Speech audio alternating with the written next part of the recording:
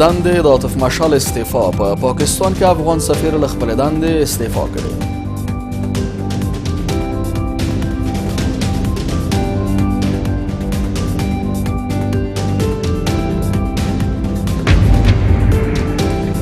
د نظام الدین قیصاري قضیې په تړاو د پلاوي موندنې. د پلاوي غړي وايي د قیصاري د نیولو لپاره د محکمې حکم نه و.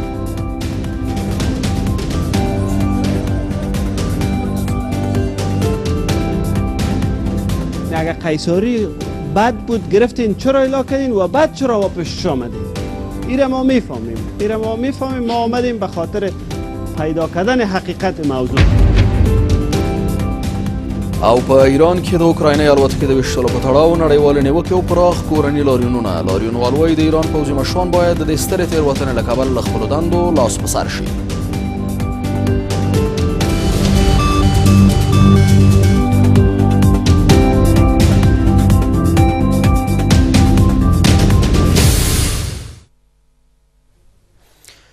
سلام، د شپږو بجو خبري ټولګې ته ښه راغلاست. نن یکشنبه د 1499 هجري لمریز کال د مرغومې 22 او د 2020 میلادي کال د جنورۍ 12 نیټه ده. دا هم بشپړ خبرونه. وایاند سید ادریس سادات. په پاکستان کې د افغانستان سفیر عاطف مشعل له خپلې دندې استعفا کړې. یوې سرچینې له نومښودنې پرته کابل نیوز ته وویل چې عاطف مشعل خپله استعفا پاڼه ولسمشر غني ته سپارلې، ولسمشر هم منظور کړې ده. ویل کېږي مشعل د خپل استعفا علت په بهر کې د لوړو زده کړو بشپړول ښودلي، خو ویل کېږي چې نوموړي ته د ډیورنډ کرښې په تړاو له څرګندونو وروسته یو لړ ستونزې پیدا شوې وې او د حکومت له داخل نه هم ورسره همکاري نه کېدله. په پاکستان کې د افغانستان سفیر شکرالله عاطف چې په دې وروستیو کې له پاکستاني چارواکو سره پر ډیورنډ کرښه د اغزن تار پر غځولو او په پیښور کې د افغان مارکیټ د ملکیت پر سر اړیکې ترینګلې شوې وي د سفارت له دندې استعفا کړې ده. یوې سرچینې له نومښودنې پرته کابل نیوز ته وویل چې عاطف مشعل خپله استعفا پاڼه ولسمشر غني ته سپارلې او ولسمشر هم د نوموړي استعفا منظور کړې ده. عاطف مشعل په استعفا پاڼه کې د خپلې استعفا علت په بهر کې د خپلو لوړو زده کړو بشپړول ګڼلي، خو ویل کېږي په پیښور کې د افغان مارکیټ د ملکیت پر سر د راپورته شوي جنجال او پر ډیورنډ کرښه د پاکستان لخوا د اغزن تار غځولو په تړاو د مخالفو او پرلپسې ټویټونو له امله د نوموړي او پاکستاني چارواکو اړیکې ترینګلې شوې وې او د افغان حکومت په داخل کې هم ملاتړ نه کېده. مشعل پر ډیورنډ کرښه د اغزن تار د غځېدو په غبرګون کې پر خپل فیسبوک پاڼه او ټویټر اکاونټ ولیکل چې دغه کرښه او موانع هیڅکله د دې جغرافیه واقعیت نشي بدلولی. د ډیورنډ په کرښه د اغزن تار له لګولو سره موږ په اساس کې مخالف یو او دا مطلق یو طرفه عمل دی. داسې تارونه او موانع کله هم د دې جغرافیې حقیقت نشي بدلولی. عاطف مشعل دغه څرګندونو وروسته د پاکستان د استخباراتو او پوځ مرکز ته وغوښتل شو او د افغانستان د بهرنیو چارو وزارت په یوې اعلامیه کې وویل چې له نوموړي سره بد او د ډیپلوماټیکو اصولو خلاف چلند شوی. د پاکستان د بهرنیو چارو وزارت له سفیر سره بد چلند رد کړ، خو وروسته د دغه هیواد د استخباراتو رئیس جنرال فیض حمید کابل ته راغی او له افغان چارواکو سره په دوه اړخیزو مسایلو خبرې وکړې. بلخ ته د ولسي جرګې استول شوی پلاوي وايي د حکومت لخوا د نظام الدین قیصاري د نیولو تصمیم حقوقي نه بلکې سیاسي موضوع وه. یاد پلاوي په مزار شریف کې له ترکتبارو قومي مشرانو سره په لیدنه کې وايي امنیتي مسؤلینو د قیصاري د نیولو حکم نه درلود او د هغه پر کور عملیات د ځمکو د مافیایي کړیو په خوښه شوي دي. په مزار شریف کې د ترکتبارو قومي مشران وايي نظام الدین قیصاري هلته د ځمکې د غصب پر سر له طوفان نومي کس سره چې په دې ولایت کې حکومتي ملاتړ هم له ځانه سره لري دعوا درلوده چې په جریان کې امنیتي ځواکونو پر وړاندې عملیات وکړل. کابل نیوز ته یوې سرچینې وویل نظام الدین قیصاري همدا اوس په بلخ کې دی او حکومت ورسره د جوړجاړي هڅې روانې کړې دي. په مزار شریف کې د نظام الدین قیصاري پر کور د افغان ځواکونو له عملیاتو او 6 کسانو له وژل کېدو وروسته اوس د یو پلاوي څېړنې ښیي چې دغه عملیات په بلخ کې د ځمکو د مافیایي کړیو په غوښتنه ترسره شوي دي.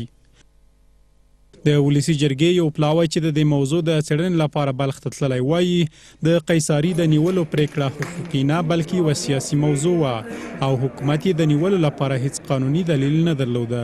اگر قوای هوایی ما داریم میتونیم قوای هوایی را ما بریم سر دشمنای مردم افغانستان استفاده کنیم. نه یک کسی مجرم است را بسیار به سادگی شما گرفته میتونین. یک بار قیصاری را بردین به بسیار بی‌عزتی چندین ماه بندی کردین، بعد دوباره آوردین قیصاری را دوباره اعلام کردین. اگر قیصاری بد بود گرفتین چرا اعلام کردین و بعد چرا واپس آمدین؟ ایره ما میفهمیم.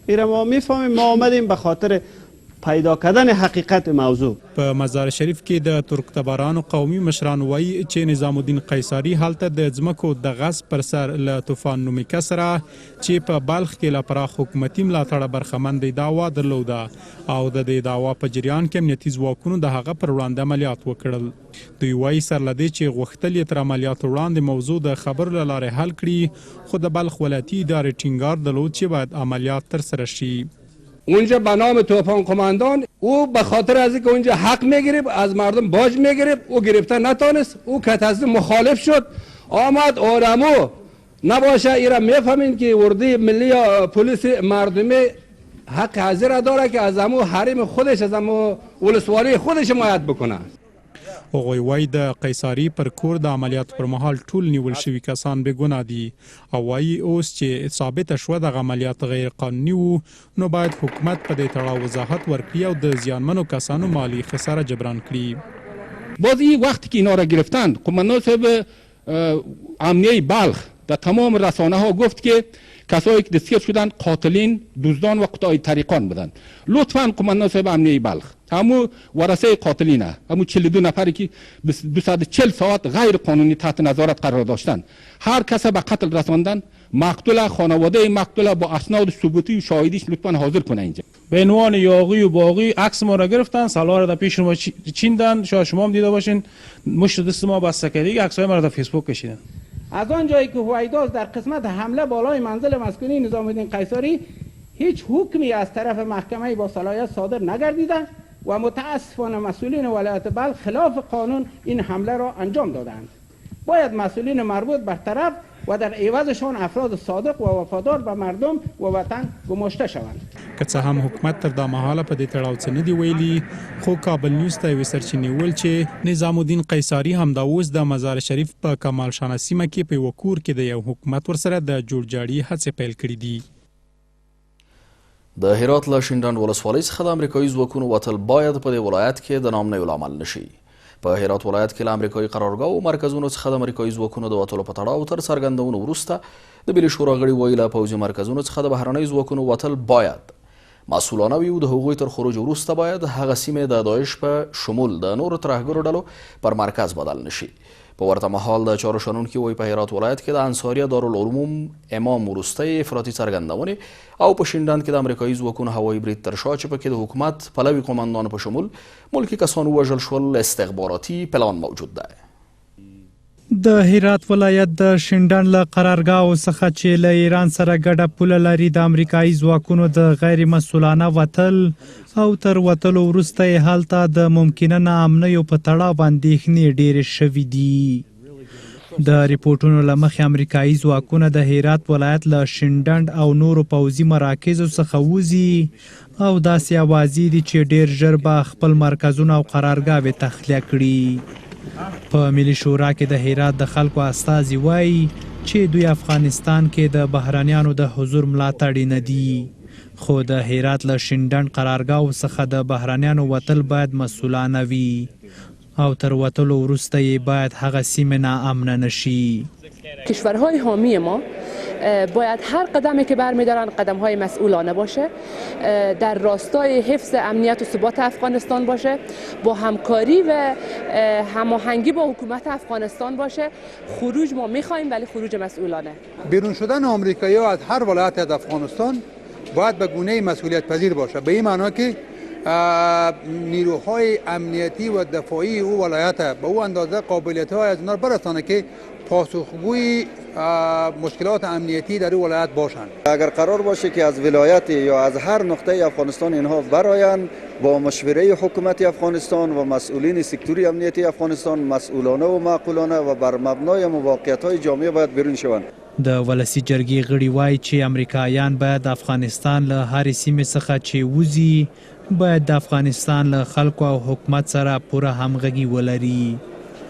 له دې سره په ورته وخت کې شنونکي وایي هرات کې د شرعي حدودو جاري کولو په تړاو د انصاري دارالعلوم امام وروستۍ څرګندونې او تر هغې وروسته شینډنډ کې د حکومت ملاتړي وسلوال ملا ننګیالي په شمول د ملکي خلکو هدف ګرځولو تر شا استخباراتي پلان دی. داسې معلومیږي چې هلته تر کاسې لاندې نیم کاسه ده، داسې معلومیږي چې سناریو بله ده. دا چې څه ده؟ ولې د شینډنډ هوایي ډګر د افغانستان ډېر لوی نظامي ځای دی. د هرات له شینډنډ ولسوالۍ د امریکایي ځواکونو د وتلو په تړاو څرګندونې او تر وتلو وروسته یې هلته د داعش په شمول د افراطي ډلو د حضور په اړه اندېښنې داسې مهال دي چې دغه ولایت له ایران سره اوږده پوله لري او دغه پیښه بې اغېزې نه بلل کیږي. د ایران د قدس ځواکونو د قومندان قاسم سلیماني د وژلو مشوره کلونه وړاندې د بلاک واټر امنیتي کمپنۍ بنسټګر ایرک پرنس له ډونالډ ټرمپ سره شریکه کړې وه. پرنس د 2015 میلادي کال په یو یادښت کې د ډونالډ ټرمپ ټاکنیز ټیم ته لیکلي ول چې د سلیماني ژوندي پاتې کېدل واشنګټن ته ستر شرم دی ځکه هغه په عراق او افغانستان کې وسلوالو سره د مرستو له لارې زرګونه امریکایي سرتیري وژلي دي. د بلاک واټر مؤسس اوس د دغو یادښتونو له افشا کېدو وروسته د خپل نظر ننګه کوي. وایي هیلهمند دی چې د افغانستان د جګړې عقلاني کېدو په اړه به هم د مشوره بالاخره ومنل شي. ایرک پرنس د ټرمپ حکومت ته مشوره ورکړې وه چې د افغانستان جګړه امنیتي کمپنۍ ته په قرارداد ورکړي. هغه د افغانستان د جګړې اوسنۍ بڼه ناقصه ګڼي. د امریکا لخوا د ایران د قدس ځواکونو د قومندان قاسم سلیماني د وژلو پلان وسنی نه دی. د CNN تلویزیون لخوا خپاره شوي اسناد ښیي چې د سلیماني د وژلو نظریه او مشوره 4 کاله وړاندې د 2015 کال سپتامبر کې د بلاک واټر امنیتي کمپنۍ بنسټګر ایرک پرنس د ډونالډ ټرمپ ټاکنیز ټیم ته ورکړې وه. پرنس په یو یادښت کې چې د ټرمپ د کمپاین تر مشره رسیدلی لیکلي چې د سلیماني ژوندي پاتې کېدل امریکا ته شرم دی ځکه هغه عراق او افغانستان کې وسلوالو سره د مرستو له لارې زرګونه امریکایي سرتیري وژلي. همدا قدس دی چې عراق کې شیعه افراطیانو ته خورا خطرناک چاودیدونکي توکي د سړک غاړې ماینونه ورکول چې FP نومیږي. ایرانیانو په عراق او افغانستان کې زرګونه امریکایان وژلي او ټپي کړي دي. په دغه یادښت کې سلیماني د هټلر د یو مهم قومندان هاینریش هیملر سره پرتله او هغه ته د ایران د مذهبي مشر د ښي لاس خطاب شوی. د بوش او اوباما پر ادارو هم له دې کبله توندې نیوکې شوي چې سلیماني ژوندی پرېښی. د بلاک واټر موسس اوس د دغو یادښتونو له افشا کېدو وروسته CNN سره په تازه خبرو کې د خپلې نظریې ننګه کوي او وایي هیلهمند دی چې ولسمشر ټرمپ به بالاخره د افغانستان د جګړې د عقلاني کېدو په اړه هم مشورې ومني. په 2015 کال کې د سلیماني د وژلو په اړه زما مشوره او دغه راز په 2013 کال کې د افغانستان د جګړې د عقلاني کېدو په اړه زما پلان سم و. ولسمشر پوهیږي چې د افغانستان د جګړې اوسنی موډل ناقص او نیمګړی دی. هیلهمند یم چې په دې اړه هم د نورو مشورو ته غوږ کېږدي. ایرک پرنس د افغانستان د جګړې اوسنۍ بڼه ناقصه ګڼي. هغه د ټرمپ حکومت ته مشوره ورکړې چې د افغانستان جګړه امنیتي کمپنیو ته په قرارداد ورکړي او ویل کېږي په همدې موخه څو ځله افغانستان ته هم راغلی. ویل کېږي پرنس د ټرمپ د ټاکنیز ټیم غیر رسمي سلاکار هم پاتې شوی او هغه سره یې پر افغانستان او عراق سربیره د سوریې، روسیې او چین د پالیسۍ برخه کې هم نظریات شریکول. د هغه خور تپسی دی اوس همدا اوس د ټرمپ کابینه کې د تحصیلاتو وزیره ده. د 2019 مالي کال بودجې قطعه باید یو خپلواک پلاوي وڅېړي. د ولسي جرګې د مالي او بودجې چارو کمیسیون او څارونکي بنسټونه وایي د تیر 2019 مالي کال بودجې د قطعې سرغړونې باید یو خپلواک پلاوی په جدي ډول وڅېړي او د سرغړونو په صورت کې د عدلي او قضایي ارګانونو اقدام وکړي. په ورته مهال دوی د افغانستان بانک څخه مالیې وزارت ته د 15 میلیارد افغانیو انتقال مسله د پوښتنې وړ ګڼي او د دې بانک د حسابونو تر تفتیش د مخه د پیسو انتقال ناسم کار بولي. ولسي جرګې د 2019 مالي کال بودیجې قطعه کې د موجودو سرغړونو یو نویم کوډ ته له نورو کوډونو څخه د پیسو انتقال، د بودیجې مصرف کې نه شفافیت او د ملي شورا له تصویب پرته د بودیجوي واحدونو رامنځته کولو په شمول 8 مواردو له امله قطعي رد او موضوع عدلي او قضایي ارګانونو ته راجع کړه. څارونکي بنسټونه وایي د تیر 1990 کال بودیجې قطعیه کې موجودې سرغړونې باید د یو خپلواک پلاوي له لورې په جدي توګه وڅیړل شي او د سرغړونو اثبات په صورت کې د عدلي او قضایي ارګانونه متخلف کسان تر عدلي تعقیب لاندې ونیسي. هغه موارد چې په قطعیه کې راغلي دي د دې اړتیا ده چې باید دا موارد په جدي توګه باندې وڅیړل شي. باید د یو خپلواکې پلاوي له لارې نه دا باید وکتل شي چې واقعا دغه مصارف د قانون له مخې شوي دي او یا هم د قانون پر خلاف باندې شوي. که چیرته دغه موارد د قانون په خلاف باندې شوي نو اړتیا ده چې بیا عدلي او قضایي ارګانونه په دې برخه کې اقدام وکړي او هغه کسان چې په دغه برخه کې بېغوري کړې ده یا د صلاحیت نه یې ناوړه ګټه پورته کړې ده هغوی باید د تعقیب لاندې ونیول شي. د 1990 کال بودیجې قطعیه کې د سرغړونو سربیره حکومت د افغانستان بانک څخه 15 میلیارد افغانۍ مالیې وزارت ته انتقال کړي دي. هغه څه چې د ملي شورا غړي او څارونکي بنسټونه یې د قانون خلاف عمل بولي. د ولسي جرګې د مالیې او بودیجې چارو کمیسیون ځینې غړي او څارونکي بنسټونه نه یوازې د افغانستان بانک څخه مالیې وزارت ته د پیسو انتقال د پوښتنې وړ بولي بلکې د یاد بانک د حساباتو تر تفتیش وړاندې چې 4 میاشتې په بر کې نیسي د پیسو انتقالول ناسم کار ګڼي. کمیسیون مالی و بودجه به این موضوع پرداخت. جلسات ما داشتیم و موضوع قرار به این شد که تشریحات بیشتر به ما ارائه بکنن. بحث از دیدگاه ما بحثی است که مشکلات خود داره و قاعدتا از لحاظ حقوقی سوالاتی است که هنوز پاسخ برای ما ارائه نشد. 4 میاشتې وروسته له دې نه چې تفتیش ترسره شي او د افغانستان بانک حسابونه نهایي شي له هغه وروسته که چیرته د افغانستان بانک پیسې زیاتېدې او هغه موارد چې په 29مه ماده کې په پام کې نیول شوي هغه ته پاملرنه وشي بیا حکومت کولی شي چې په هغه صورت کې چې پیسې پاتې وي د افغانستان بودیجې ته پیسې انتقال کړي. اما له هغه نه مخکې هر نوع انتقالات غیر قانوني دي. د افغانستان بانک څخه مالیې وزارت ته د 15 میلیارد افغانیو انتقال په تړاو اندېښنې داسې مهال دي چې ویل کېږي حکومت له افغانستان بانک څخه 10 میلیارد افغانۍ نورې هم غوښتي دي. د پښتون ژغورنې غورځنګ د خیبر پښتونخوا په بانو کې د زرګونو کسانو په ګډون ستره ولسي غونډه جوړه کړه. د غونډې ته چې د پښتون ژغورنې غورځنګ مشرانو منظور پښتين، محسن داور او علي وزیر په شمول زرګونه کسان له مختلفو سیمو راغلي ول او د پاکستان له حکومت یې غوښتنه کړې وه له دوی سره کړې ژمنې عملي کړي.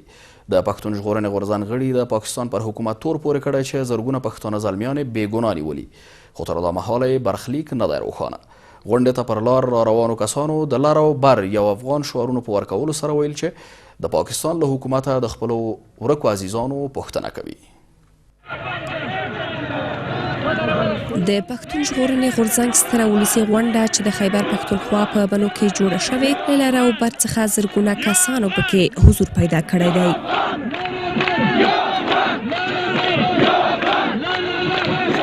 د خیبر پښتونخوا په بنو سیمه کې د پښتون ژغورنې غورځنګ دغه ستره جلسه چې پکې د غورځنګ مشرانو منظور پښتون، علي وزیر، محسن داور او نورو برخه اخیستې د خیبر پښتونخوا د کوټ څخه په زرګونو کسانو ګډون کړی او د پښتنو د حقونو په تړاو خبرې وکړې.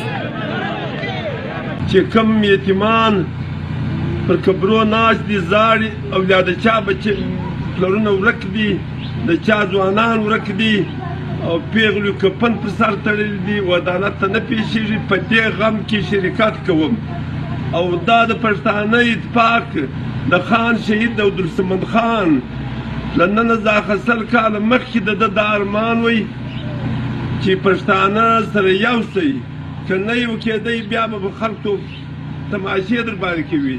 پرون په بونو کې شپه وله ډېر کمپین په مستي باندې روان دی، ډېر په شر و شور باندې روان دي. د لر او بر افغان خلک راغلي دي، د جنوبي پښتونخوا سره راغلي دي، د شمالي پښتونخوا سره راغلي دي، د اسلام آباد، د سوات، د پنجاب سره راغلي دي.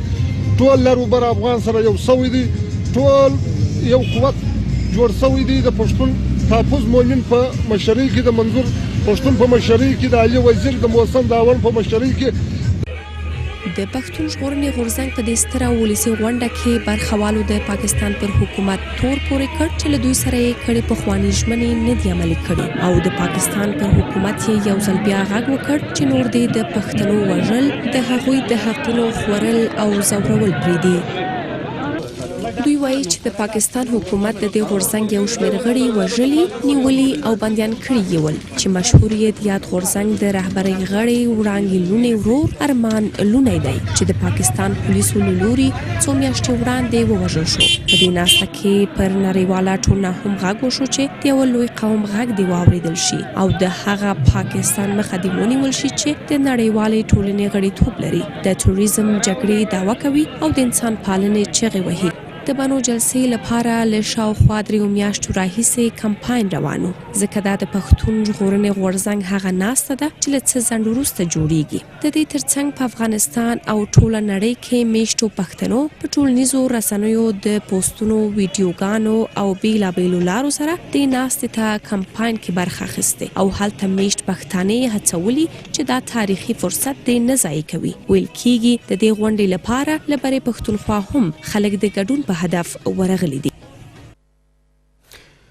پخوانی ولسمشر حامد کرزی لندن ته د سفر پر مهال د پاکستان پخوانی صدر اعظم نواز شریف پوښتنې ته هم ورغلی دی.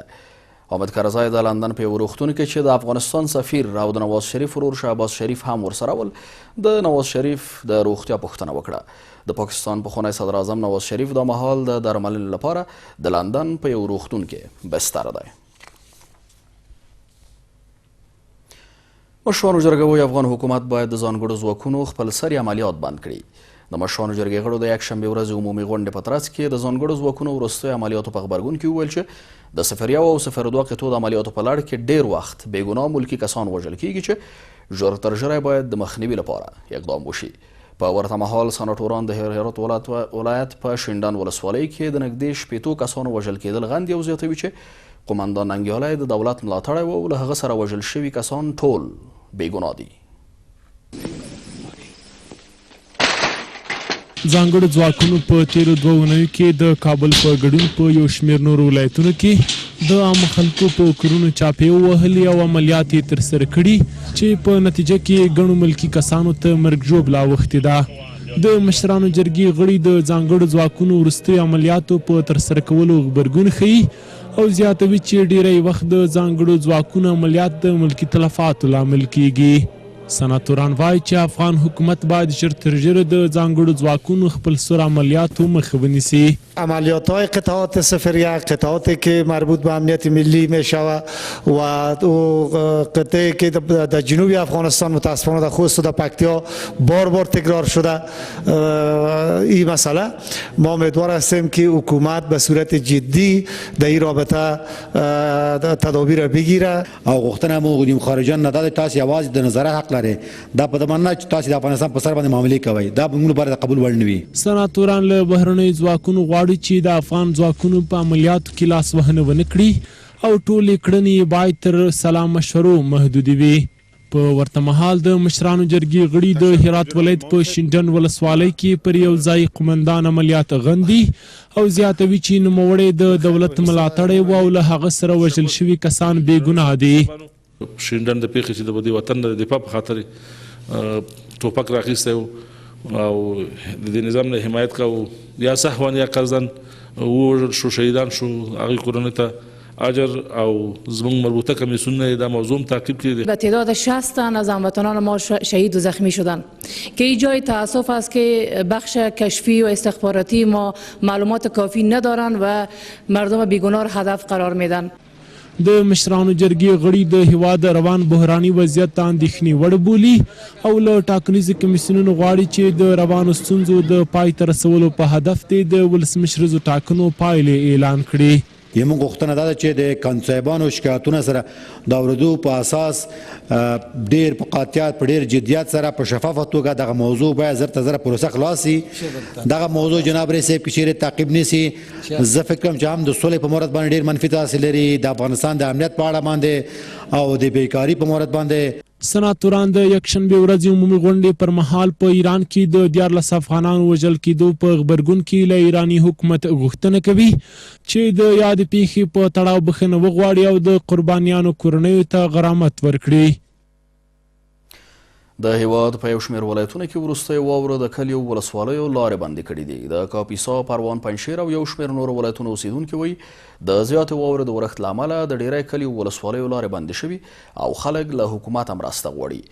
یو شمېر ځایي خلک وایي د لویو او وړو لارو د بندېدو له امله ان خپل ناروغان په وخت روغتون ته نشي رسولی.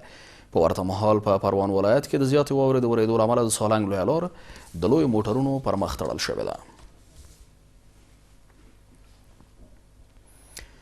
د کورنۍ خبرونو پر دوام بهرني خبرونه هم تر لږ ځنډ وروسته وړاندې کیږي.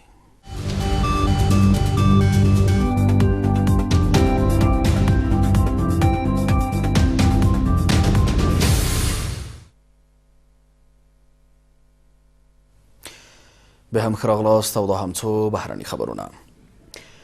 د امریکا متحده ایالاتونو حکومت په دې هیواد کې پر پوځي زده کړو یو شمېر بوخت سعودي پوځیان له خپلې خاورې باسي. د ریپورټونو له مخې د همګړۍ د 10 سعودي پوځیانو د ایستلو پرېکړه شوې چې د امریکا متحده ایالاتونو پوځي اډو کې پر زده کړو بوخت دي. تېره میاشت د سعودي عربستان یو سرتیري د فلوریډا ایالت په یوې پوځي اډه کې 3 امریکایي سرتیري په ډزو ووژل.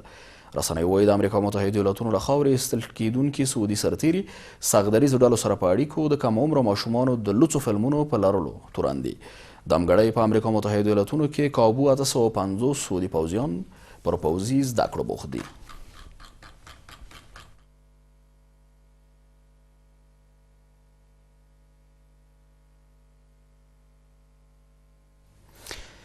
او د ایراني ځواکونو لخوا د اوکراینۍ مسافر وړونکي الوتکې د ویشتلو له امله د ایران پر حکومت داخلي او بهرني انتقادونه مخ په ډېرېدو دي. د تهران د پوهنتونونو سلګونه محصلینو تر دې پیښې وروسته لاریون کړی او غوښتنه یې کړې چې د پوځي مشران باید د دې سترې تېروتنې له کبله استعفا وکړي. بلخوا د امریکا متحده ایالاتونو ولسمشر ډونالډ ټرمپ ایراني اعتراض کوونکي زړور بللي او هغوی سره یې د ملاتړ ژمنه کړې ده. ډونالډ ټرمپ پر خپله ټویټر پاڼه د ایران حکومت ته خبرداری ورکړی چې نړۍ څاري او اعتراض کوونکي باید ونه ځپل شي. ایراني ځواکونو د اوکراین دغه مسافر وړونکي الوتکه د جنورۍ په 8 د امریکا متحده ایالاتونو د کروز توغندي په ګمان وویشتله او 106 سپرلۍ ووژل شوې.